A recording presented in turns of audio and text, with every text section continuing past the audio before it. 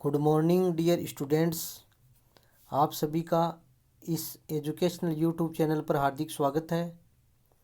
प्रिय विद्यार्थियों, पिछले वीडियो में हमने सल्तनत कालीन केंद्रीय प्रशासन के बारे में पढ़ा था।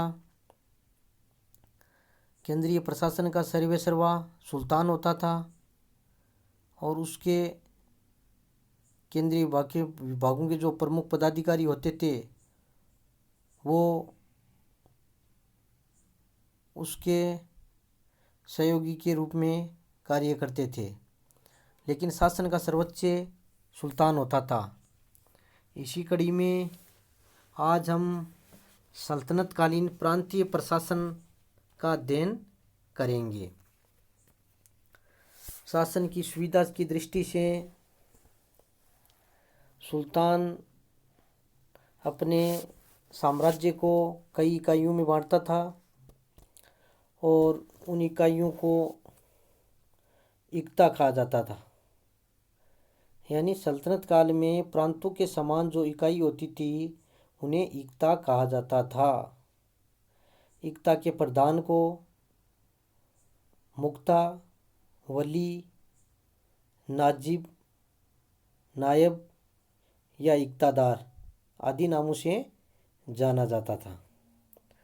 मुख्ता या वली को सैनिक कार्यों के अतिरिक्त मुख्ता या वली को सैनिक कार्य यानी प्रांत में शांति व्यवस्था स्थापित करने के अतिरिक्त कर संग्रह तथा न्यायिक कार्य भी करने पड़ते थे और इन्हें अधिक स्वायत्तता प्राप्त थी।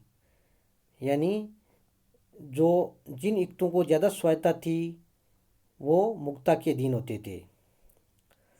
इक्तेदार को आवश्यकता पड़ने पर सुल्तान को सैनिक सेवा व सहायता भी देनी पड़ती थी। यानी युद्धों के अवसर पर सैनिकों को सहायता भी सुल्तान को करनी होती थी, सैनिक भेजने पड़ते थे अभियान के समय। यहाँ ये बात ध्यान में याद रखनी आवश्यक है कि भारत में इक्ता व्यवस्था की शुरुआत सर्वप्रथम मोहम्मद गोरी ने की थी और इल्तुतमिश ने उसे ठोस रूप प्रदान किया। कई बार एग्जाम्स में क्वेश्चन पूछा जाता है कि भारत में इक्ता व्यवस्था की सर्वप्रथम शुरुआत किसने की थी, तो क्या लिखोगे इसमें? मोहम्मद गोरी। इल्तुतमिश ने इक्तादारों को एक स्थान से दूसरे स्थान पर स्थानांतरण भी करता था। अब इक्ते की परिभाषा हम इस प्रकार से कर सकते हैं कि इक्ता वास्तव में स्थानांतरणीय भू राजस्व अधिन्यास था।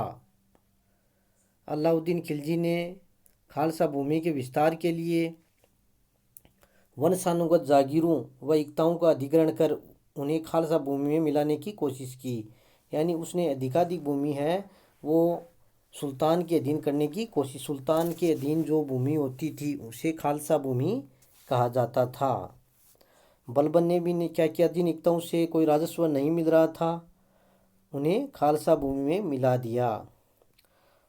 1279 ईस्वी में बलबन ने ख्वाजा नामक अधिकारी की सर्वप्रथम नियुक्ति की।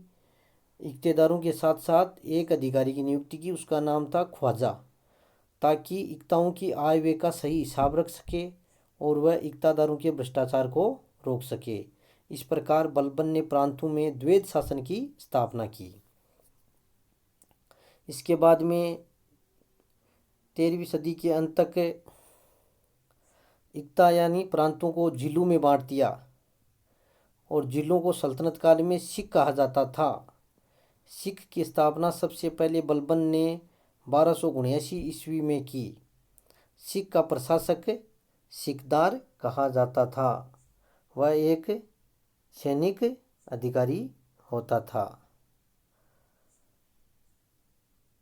लोधी काल में इक्ता का स्थानांतरण अपवाद स्वरूप ही होता था। फिर ये जो प्रांतों को सिखों में बांटा गया, अब इकाई समझिए, पहले इक्ता होते थे, इक्तों को सिखों में बांटा गया, जिलों के समान जो इकाई थी।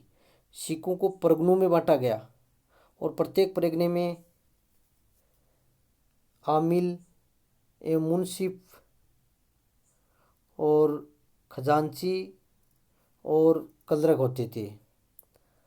आमिल मुख्य प्रशासनिक अधिकारी होता था यानी सैनिक अधिकारी होता था।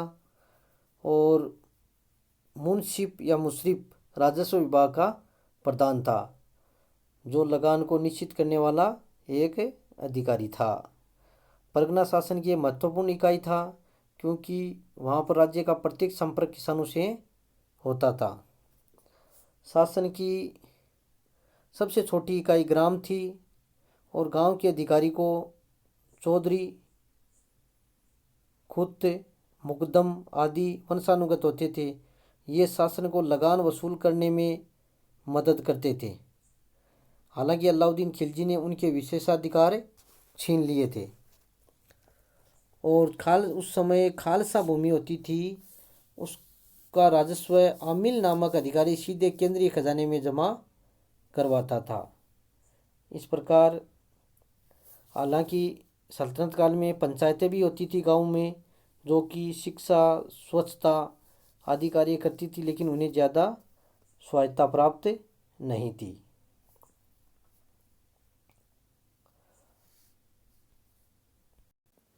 अब एकता की शुरुआत कैसे हुई? यानी सुल्तान द्वारा अपने सैनिक अधिकारियों को वेतन देने के लिए जो भूक्षेत्र प्रदान किया जाता था वह एकता कहलाता था। तो इस प्रकार ये जो सल्तनत की प्रशासनिक व्यवस्था थी, जिसकी हम चर्चा कर चुके हैं। तो इस वीडियो को सुनने के साथ साथ आपको PDF नोट्स भी पढ़ना है। बहुत बहुत धन्यवाद।